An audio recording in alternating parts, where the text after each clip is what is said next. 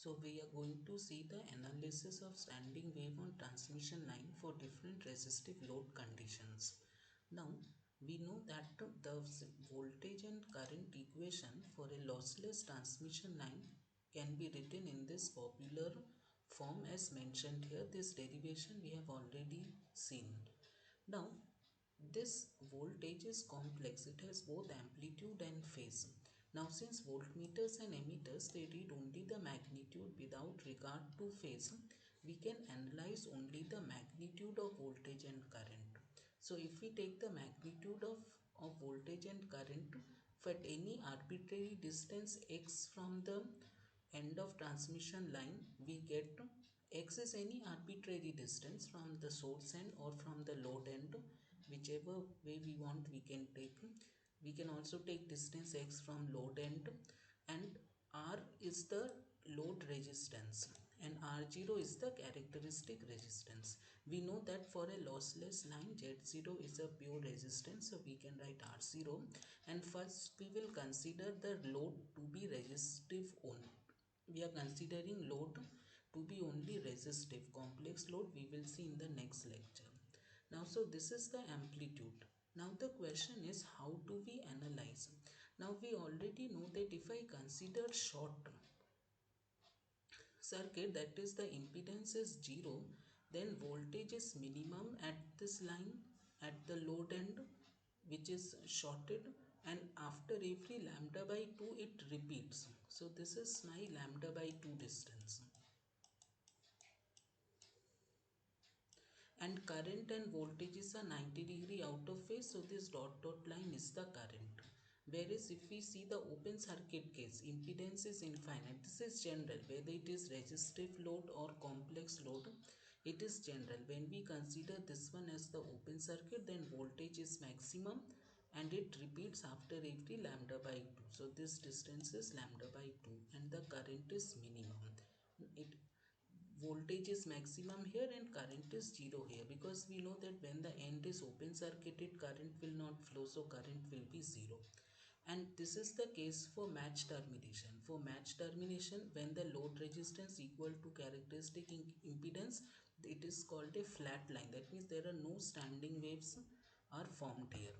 Yes, now the what is of primary importance is that when Z0 is having some arbitrary value which is not equal to characteristic impedance, then the standing waves are formed. Now so let us consider the resistive case only. When we consider the resistive case, then what happens is the maximum, how to analyze. Now for analyzing, this is the key rule. This is the key rule that you have to keep in mind for analyzing. What we do is that the maximum value of voltage and current will occur at that value of x that makes the larger of these terms a maximum. So using this rule, let us see when r is less than r0, then what happens? When r is less than r0, then if you see this expression, r is less than r0, that means this sign term is greater. So the voltage maximum will occur only when the sign term becomes maximum, because r is less than r0, so this sign term is greater. So when the sign term becomes maximum at a distance, suppose this is my load end, so the sign term will become maximum when sign is 0. When sign is 0 it is minimum. When sign is maximum, when sign term is maximum, voltage is maximum, means this sign term will decide. So it is maximum, sign 0 is 0, so it is minimum at load end, so voltage will be minimum, and voltage will be maximum at lambda by 4 distance, because sin 90 is 1. So at lambda by 4 distance my voltage will be maximum. And for current also same thing, it is just the opposite, because r is less than r0, so here cos term is maximum, so current will be just 180 degree out of phase. So if you see this, you can see So if we see the standing wave for purely resistive load when R is less than R0, we see that voltage is coming minimum at the load plane, as I explained. Now in the same way, if we consider R greater than R0, and and and we can also analyze two important parameters. The maximum value is when sine beta is 1 and cos beta L is 0. Then it will have, so sine beta L is 1 and cos beta L is 0, then it will have the maximum value. So it can be, you put this value in that expression, we will get this expression. And V minimum value will be VR sine beta L0 cos beta L1. So and if we take the ratio Vmax by Vmin, we will get R0 by R, and this is the standing wave ratio. And for current also same thing.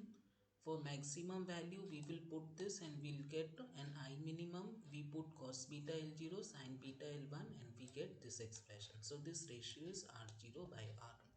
Now if we just reverse the role, what will happen when R is greater than R0? So if we once again go back to the equation, when R is greater than R0, you see this term is less than 1, so cos beta L term will decide.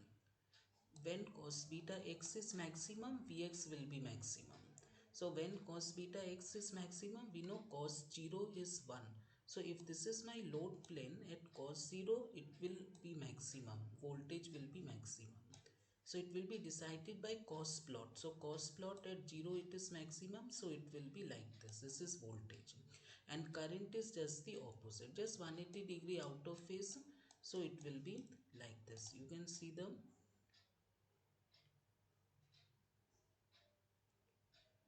R greater than R0, you see voltage is maximum here and it is going like this, and current starts from the minimum value. This is the case when R is greater than R0, and this value of VSWR is for R less than 0 is R0 by R, and current standing wave is R0 by R. But when R is greater than R0, the role is reversed.